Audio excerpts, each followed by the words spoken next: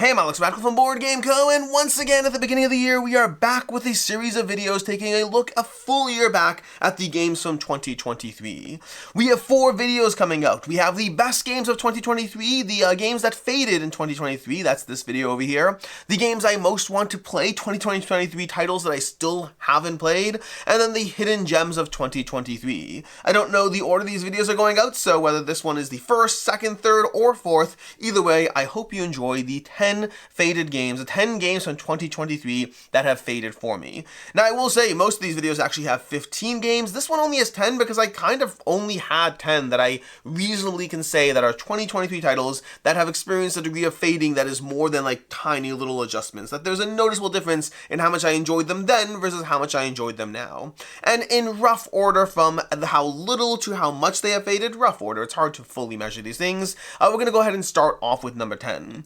And number 10 is arguably the most controversial, but also the least faded, I'd say, which is Tanares Adventures. Tanares Adventures from Dragori Games is one that definitely has experienced some fading for me, primarily because I've gone from constantly wanting to whet my appetite on playing it more, to having played it so much that I still enjoy it, I still have fun with it, and I still plan on finishing through the campaign I'm in the middle of, but it definitely has gone from, oh my gosh, I wish I could spend forever playing this game, to I'm spending a few hundred hours playing this game, and it's still good, but it has dropped down a bit for me. The game is an incredible game experience. I think it delivers some of the most tactical combat you can have in a game experience, really emulating that D&D adventure vibes, but in a board game. Lots going on that is very enjoyable, tons of characters, very, very intricate missions that are going to be constantly different. They really challenge you. Each scenario really genuinely feels like a different experience that you're going through.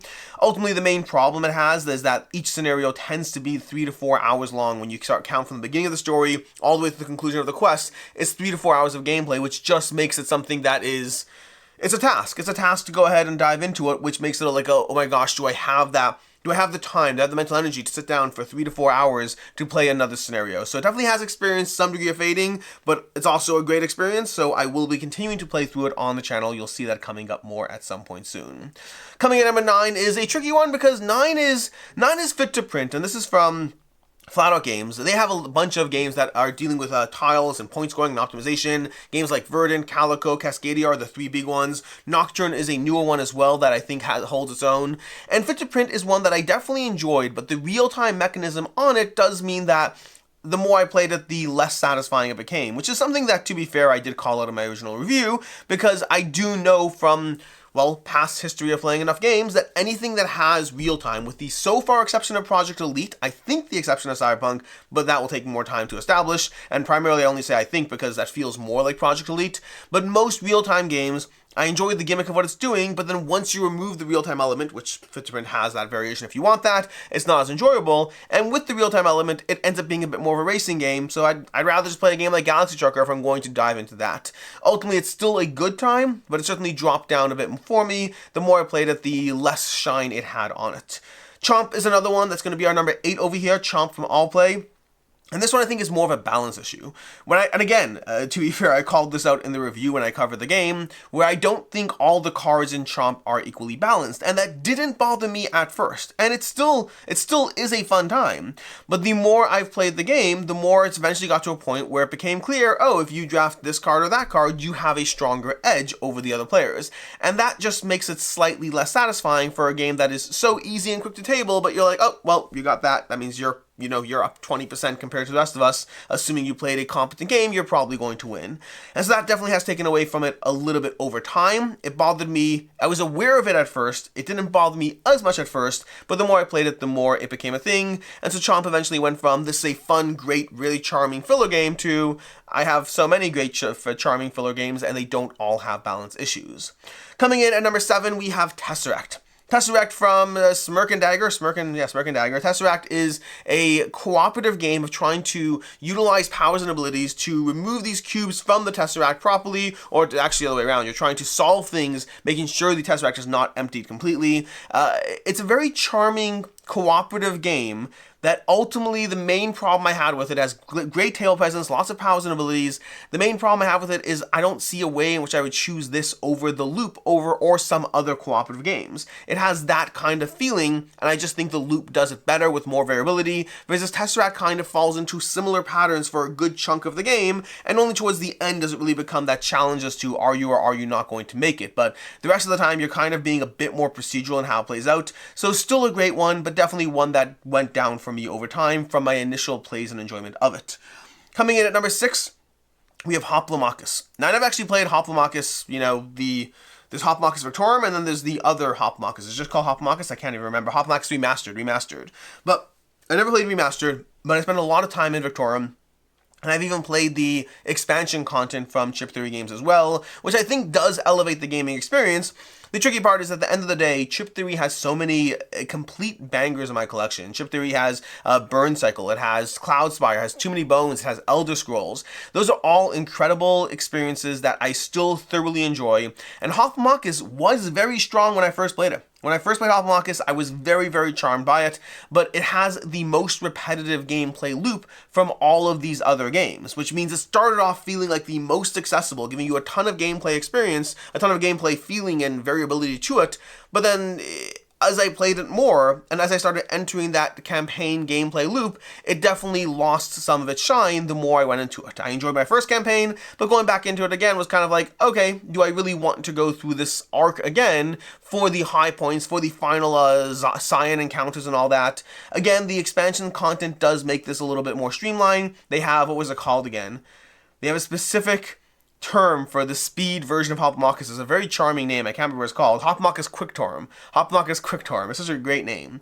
And I think that does improve upon it. The tricky part is whenever there's a game, once I've kind of gotten the feeling of seeing the grind and feeling the grind, it is a bit more of an uphill battle to fight for that game as much. And if I had that expansion content today, that might change, but I don't. And so I'm kind of like looking at this box that how long do I want to hold on to Hoplomachus Victorum for the eventual expansion? And even then, will I prioritize it over Burn Cycle, Cloudspire, any of those other games? And the answer, I think, is no. Despite Hoplomachus Victorum being good, despite Hoplomachus Quicktorm being better, I think ultimately the other Chip Theory games in their catalog will hold stronger, at least for me for right now. So Hoplomachus is great. It's definitely one of the stronger drops I've had. I remember when I first played it. In fact, there are actually 2 games. When I first played Hoplomachus at Gen Con 2023, I want to say, I played Hoplomachus as well as Acropolis. Both were incredible games. Both have gone down for me for various reasons. Although Acropolis is still here in the collection, Hoplomachus Victorum left, and that's not because one's better than the other. That's because one plays a whole lot quicker than the other, so it's easier to justify holding on to, even as it has dropped for me. But both are fantastic. They're just competing with a lot of things, and they've gone down some notches. Coming in at number 5.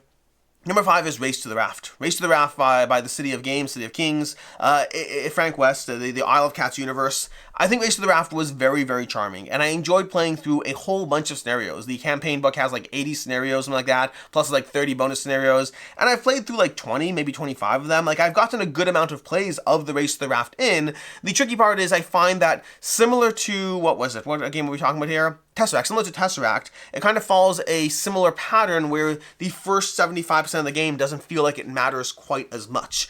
Race to the Raft ultimately has you placing down these polyomino tiles to gather these cats to race them to the raft to cooperatively work together and save the game before everything closes in around you, before the fire takes over.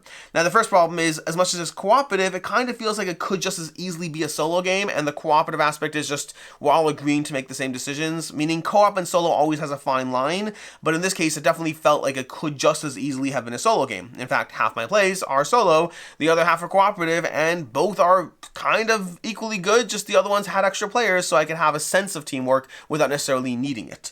But past that, the initial part of the game is very open, and then the question is, can you actually squeeze all those tiles in properly, or is the fire going to overtake things? And again, ultimately, most of the sessions I played through kind of fell through a similar arc, and the fact that you have like 110 scenarios kind of felt unnecessary. It felt like they kind of could have distilled the key points of the scenarios in and just had, 20 scenarios or whatnot with the key changes between scenarios, as opposed to like, hey, here's a new layout to make it feel like there's more game here than there actually is. So Race to the Raft, it's definitely still enjoyable, but it started out a lot stronger and has gone down a bit for me. Coming in at number 4, we have Cosmoctopus. This one also saw a heavy drop-off from my first few games to, well, playing it a bunch more. Cosmoctopus by Henry Audubon, by Lucky Duck Games, or technically by, not Lucky Duck Games. Lucky Duck distributes it, but, Paperfort Games? I don't want to say Paperfort Games. But Cosmoctopus has you trying to gather these cards using a bunch of different card types to ultimately score these tentacles in the game better, faster than the other players getting to your 8 tentacles. It's a charming game and it still is a fun time, but my first play of it was like, oh my gosh, I love the puzzle of how all these cards fit together and all these abilities and so much going on here. And the more I played it, the more it kind of followed that similar arc. It didn't feel meaningfully different every single time I played it, and for me, that is a big deal as far as gameplay longevity. I want to feel like I'm constantly engaged in a puzzle. I want to feel like I'm constantly tweaking what I'm working with. And in Cosmoctopus, there's a lot of cards, but they mostly follow a basic pattern of getting a few discounts, getting your actual star cards to earn those octopuses, and then a few abilities and tableau stuff going on, as well as, of course, the resource cards. So it ends up being much more limited in terms of the different feeling you have game to game than my first play led me to believe. My first play was like, look at how many cards there are and look at how cool this engine is. And that engine is cool, but it's just the same engine every time I play it, and that led to a slow drop-off for me. Coming in number 3, we have Dreadful Meadows, which saw a big drop for me. You see, Dreadful Meadows is chock full of charm. It is chock full of charm. It is a incredibly charming game. It's an easy, simple, not really, I don't know if it's a tableau builder. I guess it is. No, it is a tableau builder because you're gathering various crops, you're gathering various candy, you're planting these candy fields and gathering candy. And so as your fields grow, you're doing more and more each turn. You're also placing on these harvesters, which are both your point scoring engine, but also increase your candy harvesting, which is great. The overall game itself is very, very straightforward. It's very simple. It's very charming, and it is a fun game. It's also the same game every single time you play it. Nothing really changes as far as what you're doing or why you're trying to do it. For me, I held out hope. I was like, okay, it's a fun game, and we got these 3 expansions that came with the Kickstarter copy. When I backed it, it comes with a bunch of expansions, so hopefully that will improve the experience for me. Those 3 expansions are some of the bigger letdowns I've had with expansions. Like if I do a top 10 worst expansions video, it probably would be in there. Not because they're bad, but because they're completely forgettable. From the 3 expansions, 2 of them I actively wouldn't play with. They just don't really add anything to the game, at least not meaningfully enough for me. And I guess technically you could call it 1 expansion with 3 modules. But from those 3 modules, 2 of them I just wouldn't add in at all because they just clutter up the game decision points and they don't add any gameplay enjoyment to the experience. And the third one is kind of you could incorporate if you want. It didn't make the game better, but at least that one didn't make it worse. And so for me, I thought I had a charming game that the expansions would give me more out of it, and in the end I'm left with a charming game with repetitive gameplay that's a little bit on the light side, and the expansions did nothing for me. I still think it's a fun time. I think if you have the chance to play Dreadful Meadows, I would encourage you to play it, but I definitely would put it more in that try it once or twice before you buy it camp to see if it has longevity for you. So this one is definitely a big drop for me considering how much I enjoyed it initially, and then the drop because of the sameness and the disappointment around the expansions not really adding to my experience. Coming in number 2, we have Scarface 1920. This one, the game didn't get worse. I just got to the point in the realization that I very, very infrequently tabled it. And when I was tabling with new people, it felt like a chore.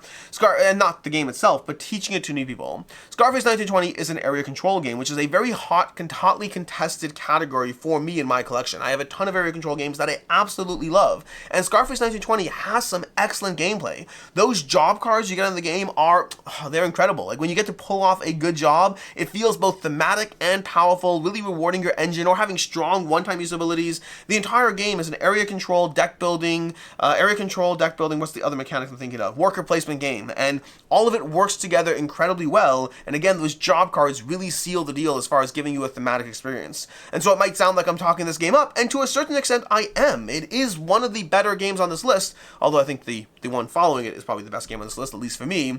But Scarface 1920, the tricky part is I do find that teaching the game is one of the longer teaches. When I think of the area control games I have, DEI, Blood Rage, Cyclades, Inish, Rurik, when I think of my best area control games, easily Scarface 1920 has the longest teach for that game experience. The game itself is actually not that complicated. There's just a lot of information to offload to the players, and so it became kind of a burden that I would only play it with the people who already knew it, which does take away from the game for me, and eventually, considering these other area control games and how good they are, made me realize that Scarface 1920 wasn't getting tabled for me. Again, this is a tricky one because I still do recommend it very much. If you like area control, I 100% recommend checking it out and trying it out, but for me, it definitely saw that drop off as far as whether I would or wouldn't table it. That brings me to my number one. My number one is one that I definitely saw a larger drop. I think this is the only one on this list that has made its way into my top 100. That's not true, actually. Hoplomachus, I think, was in my top 100 2 years ago, technically. I'm pretty sure. And then last year it wasn't already. But Master of the Universe, the board game, Clash for Eternia, was in my top 100 last year, and definitely saw a drop. And it's tricky because this one I actually compared to the World of Smog, Rise of Moloch, which is an incredible experience, and it still is an incredible experience. Master of the Universe, the board game, I thought would replace the World of Smog because it gives you that same gameplay, but without the need for diving into a 6 or 9 episode arc campaign. Rather, instead, you can simply go ahead and just play a single session of it and have a great time with the characters, with the abilities, the way you upgrade it, the different ways you can play the game, from 1 versus many to a whole bunch of 1 versus 1, the whole bunch of ways you can play the game. You can even play it cooperatively, which I still haven't done. Maybe I should try that out.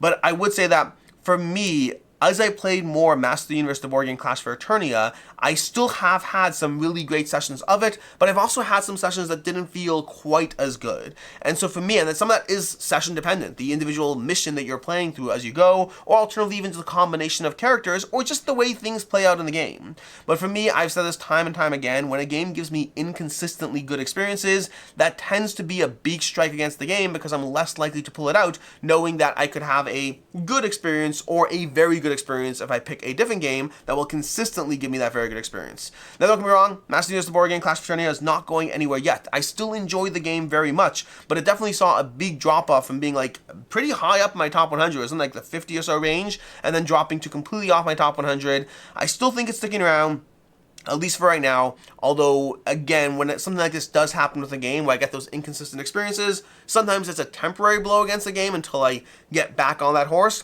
and other times it could eventually turn into a permanent death knell as far as the game goes in my collection, although, again, we're not there yet. And that is your list of the top 10 games that faded for me from 2023 titles. Make sure to check out the other videos in this series. Again, the top 15 best games of 2023, revisited a year later. The top 15 hidden gems of 2023, and then the top 15 disappointments. Disappointments is not in this list. Top 15 games I still want to play from 2023. In any case, and until next time, I'm Alex Radcliffe from Board Game Co. I hope you enjoyed this video, and as always, I hope you have a good one.